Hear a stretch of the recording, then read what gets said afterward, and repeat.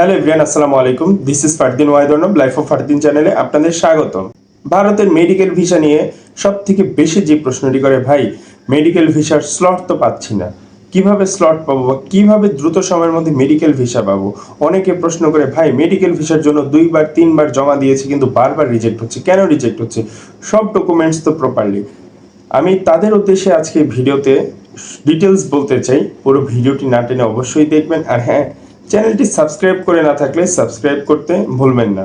ভারতের medical visa, double entry visa, entry visa অথবা tourist ক্যাটাগরির যে ভিসাগুলো আছে সেই ভিসা সম্পর্কে যদি কেউ জানতে চান অথবা সমস্যায় পড়ে আছেন কিভাবে ভিসা করবেন, ভিসা করতে পারছেন না অথবা বারবার জমা দিচ্ছেন ভিসা হচ্ছে না অথবা অ্যাপয়েন্টমেন্টই পাচ্ছেন না ভিসা জমা দেওয়ার জন্য অথবা খুব ইমার্জেন্সি অ্যাম্বাসি ফেস করবেন কিন্তু কোনোভাবেই ভিসা পাচ্ছে না, তারা কিভাবে ভিসা পাবেন, তারা কিভাবে দ্রুত সময় প্রসেস করবেন সে সম্পর্কে জানার জন্য আমার ডিসক্রিপশন বক্স থেকে ফেসবুক লিঙ্কটি দিয়ে আমাকে ফেসবুকে নক করুন। আমি সবাইকে প্রপার গাইডলাইন দিয়ে দেবো ইনশাআল্লাহ। কারো কোনো দালাল ধরতে হবে না, নিজে নিজে প্রসেস করবেন খুব সহজ ওয়েতে। অথবা প্রসেস যদি না করতে পারেন আমি যেভাবে গাইডলাইন দিয়ে দেবো ঠিক সেভাবে চলবেন ইনশাআল্লাহ। আপনারা খুব দ্রুত সময়ের মধ্যে ভিসাও পেয়ে যাবেন, ভিসা অ্যাপয়েন্টমেন্টও পেয়ে যাবেন। ভারতের ভিসা, মেডিকেল ভিসার নিয়মটি চেঞ্জ হয়েছে। এটা কয়েক মাস আগে থেকেই চেঞ্জ হয়েছে, এটা আমরা হয়তোবা সবাই জানি। মেডিকেল ভিসার ক্ষেত্রে এখন আপনার আয়ুষ ইনভাইটেশন ছাড়া কোনোভাবেই আপনি ভিসা অ্যাপ্লিকেশন করতে পারবেন না, কোনোভাবেই আপনি মেডিকেল ভিসা পাবেন না।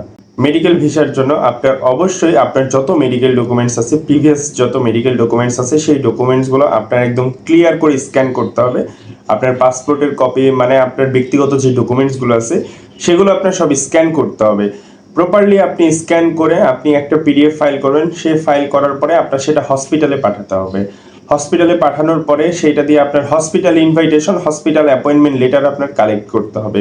পরবর্তীতে আপনার আয়ুষ মিনিস্ট্রি থেকে আপনার ইনভাইটেশন লেটার কালেক্ট করতে হবে। কিন্তু এটি অবশ্যই আপনার খেয়াল করতে হবে, আপনি যখন হসপিটালে পাঠাবেন, হসপিটালের থেকে যখন আপনি ডকুমেন্টস রিসিভ করবেন মানে ইনভাইটেশন লেটার, অ্যাপয়েন্টমেন্ট লেটার যখন রিসিভ করবেন তখন অবশ্যই কিন্তু আপনার ইনভাইটেশন লেটার, অ্যাপয়েন্টমেন্ট লেটারটি হাই কমিশনে পাঠিয়েছে কিনা তারা, সেই ব্যাপারটি আপনার আগে ইনশিওর করতে হবে।